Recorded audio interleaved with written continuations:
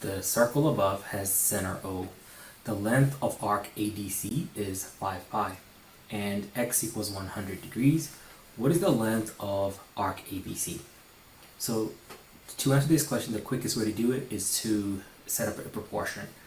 We're looking for the length of arc ADC, which is the major arc right there. We are given the length of the minor arc over here as 5 pi. So this is 5 pi. We want to know the length of this one here. Again, using proportions, we know that this angle here is 100 degrees, given to us as 100 degrees. So we can extrapolate that the other angle here is 260 degrees because a circle has 360 degrees. Well, if you know 100, then the rest is 260. So how do you set up the proportion, you ask? Very, very simple. You're going to say the part that is 100 degrees is 5 pi units long.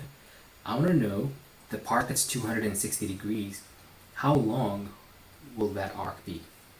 And once you have a proportion, remember the go-to method is to cross multiply, right? So 100 times x is 100x.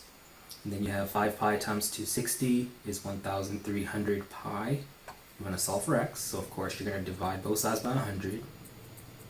And real quickly, you find that x equals 13 pi. That's B.